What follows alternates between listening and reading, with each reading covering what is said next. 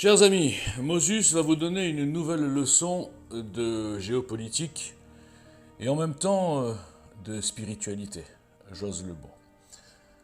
Je vous ai fait un fast-cam il y a quelque temps qui expliquait, qui remettait à plat la situation et je posais la question solution à deux États avec le Hamas, point d'interrogation. Et j'expliquais bien sûr que les institutions et les organisations supranationales telles que l'ONU, pas que ça, mais entre autres, sont complètement soumises au nombre, infiltrées par le lobby de 57 pays musulmans.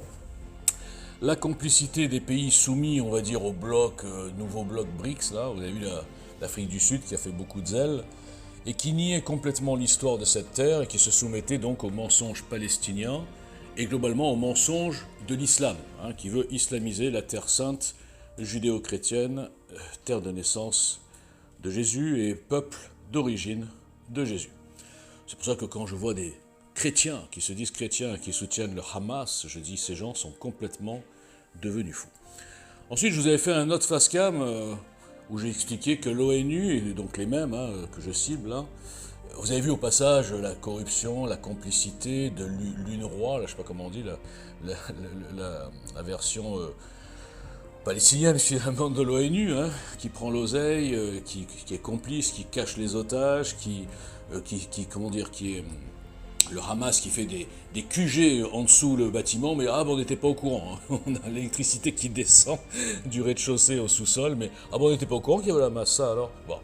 Tout ça, c'est de la corruption totale. Médecins sans frontières, les gens qui sont sur place, évidemment, qui prennent parti pour les autochtones, en tout cas de Gaza, et ils deviennent complices du Hamas, une organisation terroriste type État islamique qui a pris possession de Gaza, comme l'État islamique avait pris possession de Raqqa. Bon. Je vais donc expliquer que vous allez voir qu'à la fin, l'ONU va tout faire pour sauver la tête du Hamas, du serpent. Ensuite, je vous avais dit dans un autre fast-cam, vous savez bien que tous ces fast-cams sont boycottés, vous le savez, je ne le répéterai pas, c'est pas la peine, 30 vues, 40 vues, extraordinaire. Je vous avais donné un peu la vision spirituelle de tout ça.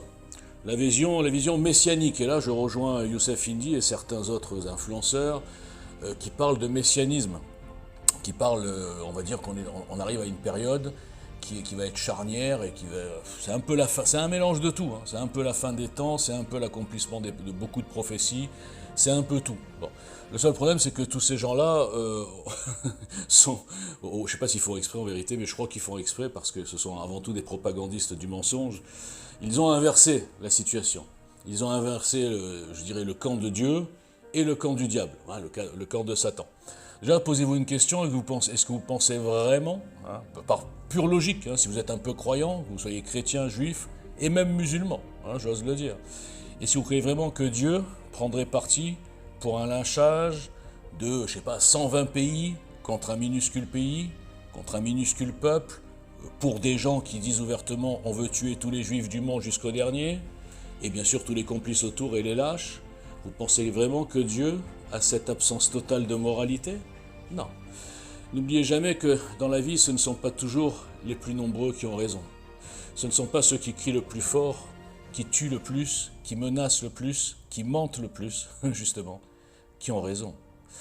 Donc, certaines prophéties disent qu'Israël, à un moment donné, sera la cible de toutes les nations. Et là, vous allez être étonné parce que moi, je disais il y a quelque temps dans un autre fast-cam que même les États-Unis de Biden, qui sont finalement pas les États-Unis, qui sont une émanation de l'État profond et des deux plans mondialistes, les deux fameux plans mondialistes que vous ne comprenez, désolé, toujours pas, et la connexion avec l'islam, eh bien, j'avais même dit que les États-Unis, au fur et à mesure, par la pression de l'aile gauche de Biden, par la pression des mondialistes, par toutes sortes de pressions, ferait justement pression sur Israël et minimiserait un petit peu son soutien et irait à l'encontre de l'achèvement, si j'ose dire, définitif du Hamas. Et c'est en train de se passer. Vous avez donc tous les Occidentaux, les pays occidentaux, qui, eux aussi, notamment la France, sur la pression de la véritable communauté organisée, prosélyte et agressive en France, je parle de la communauté musulmane, qui est, je le rappelle, 30 fois plus nombreuse que la communauté juive, soi-disant très puissante, la fameuse France sioniste, je vous mettrai un petit article en dessous, eh bien, ils ne veulent pas que le Hamas soit achevé. Alors ils prendront comme alibi les pertes civiles. Vous les avez entendus sur les pertes civiles en Irak, par exemple, en Afghanistan, partout où les Occidentaux, les Américains et même les Français étaient à la manœuvre? Est-ce qu'une fois vous les avez entendus parler de pertes civiles? Est-ce qu'une fois ils ont parlé d'enfants? Jamais, parce que ça servait le plan. Là, en vérité, Israël et le sionisme, étant l'antithèse du mondialisme, dérangent toute cette caste de sataniques. Et ce qui est étonnant, c'est que beaucoup d'entre vous ont perçu ce côté satanique, j'ose le dire toujours, de ces mondialistes. Les mêmes, beaucoup d'entre vous ont compris que ces gens avaient placé leurs outils à la tête des institutions internationales, même l'OMS par exemple, et de pas mal de pays, notamment occidentaux.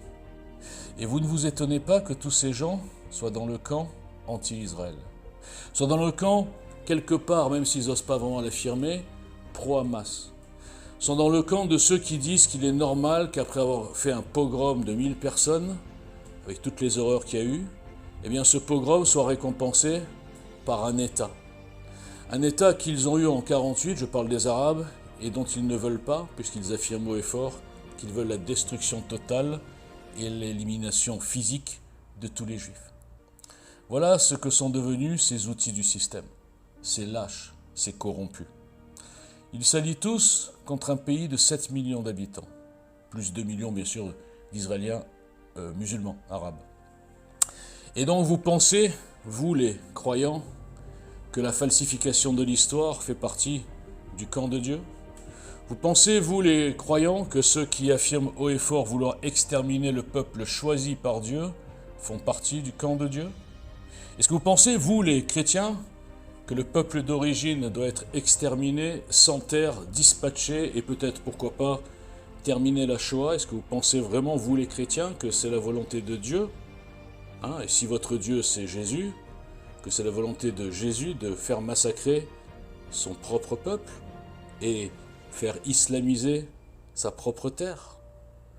Si vous ne comprenez pas l'essentiel, que la mission de Satan est d'empêcher le retour du Messie pour les chrétiens ou l'arrivée du Messie pour les Juifs.